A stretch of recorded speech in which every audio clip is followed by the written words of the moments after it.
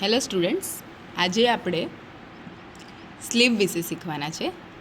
Slew કેટલી હોય છે, કેટલા પ્રકારની હોય છે, એના વિશે આપણે શીખવાના છે. તો સ્લીવ જે છે, સ્લીવ એટલે કે બાય, આપણી ગુજરાતી ભાષામાં કહીએ, એના મુખ્ય બે પ્રકાર છે, સેટિન સ્લીવ અને નોન સેટિન સ્લીવ. જે સેટ ઇન સ્લીવ છે એમાં અલગ અલગ પ્રકારના આવે છે. સૌથી પહેલી આપણી બેઝિક સ્લીવ, જે આપણે પ્લેન સ્લીવ કહીએ, સાદી સ્લીવ કહીએ, સાદી બાય કહીએ એ.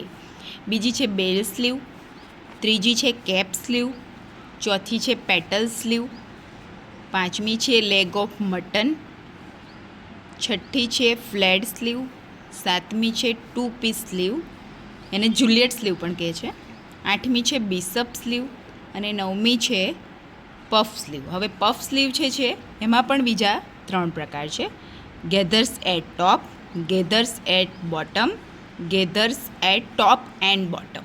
આટલા મુખ્ય પ્રકારની સ્લીવ સેટિન સ્લીવમાં હોય છે.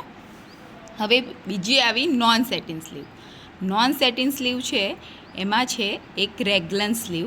હવે રેગ્લન સ્લીવમાં પાછા 2 પ્રકાર છે.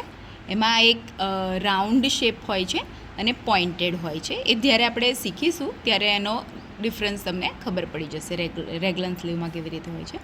બીજી છે કિમોનો સ્લીવ અને ત્રીજી છે ડોલમેન સ્લીવ.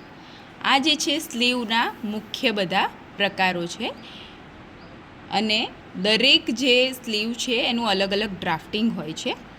એ રીતે આપણે અલગ અલગ હવે આગળ શીખીશું.